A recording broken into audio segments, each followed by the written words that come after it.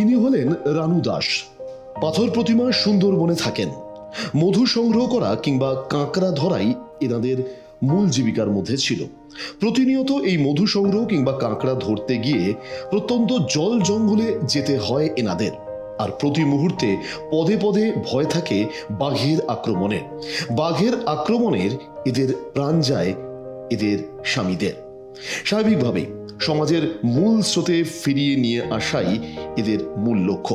সমাজের এদের মূল স্রোতে ফিরিয়ে আনার লক্ষ্যে বেশ কিছু সামাজিক সংস্থা এইসব মহিলাদের এখন নিজেদের হাতের তৈরি ব্যাগ তৈরি করার কাজ শেখাচ্ছেন এবং তারপর বিভিন্ন শহর কলকাতার এক্সিবিশনে এরা অংশগ্রহণ করছেন। কিভাবে এই কাজ করা হচ্ছে আসুন আমাদের বললেন লিপি সেন। এদের প্রধান জীবিকা হচ্ছে বনে মধু আনতে যাওয়া এবং কাঁকড়া ধরা।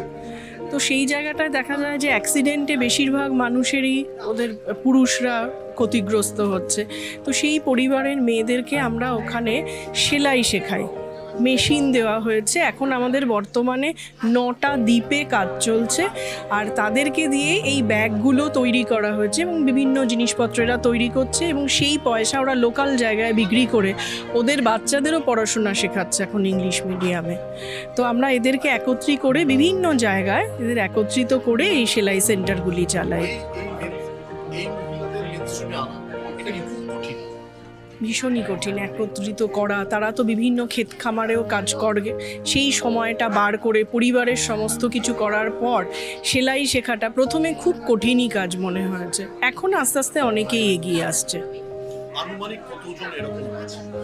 এখানে আমাদের ওখানে মানে পাথর প্রতিমাতে প্রায় আমাদের 1000 মহিলাদের একটা গ্রুপ আছে, যাদের শুধু এই সেলাই না, তার সাথে সাথে মুরগির বাচ্চা আমরা প্রতিপালনের জন্য দিয়েছি, যেটা থেকে ওরা আজকে কিছুটা হলেও স্বনির্ভর। সমাজের মূল স্রোতে ফিরতে পেরে বেজায় খুশি রানু দেবীরা। কি বললেন রানু দাস, শুনবো। নমস্কার, আমার নাম রানু দাস। আমি সুন্দরবনের পাথর প্রতিমা থেকে এসেছি। তো আমরা সাধারণ বাড়ির গৃহবধূ এবং মানে ততটা লোকালিটির মধ্যে যেতে মানে যাইনি এর আগে। তবে ওনার এই দিদির ইয়েতে মানে সহযোগিতাতে আমরা এখন অনেকটা কাজকর্ম শিখেছি, বাড়ির বাইরে বেরিয়েছিও এবং আমাদের খুব ভালো লেগেছে। এর আগে আসানসোলে গিয়েছিলাম, এখানে এসেও আমাদের খুব ভালো লেগেছে।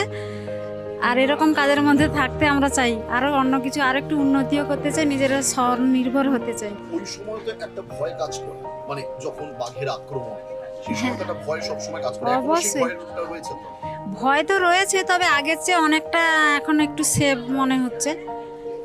এখন মানে বন দপ্তর থেকেও অনেক পাহারা টাহারার ব্যবস্থা করেছে, আগের চেয়ে এখন অনেকটা সেফ।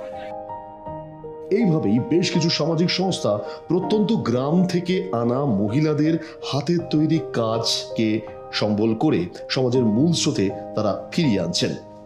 আর এই সমস্ত অর্থাৎ রানু দেবীর মতো মহিলারা তারা কিন্তু নিজেদের পায়ে দাঁড়াচ্ছেন, তাদের ইচ্ছা শক্তিও বাড়ছে বই কি।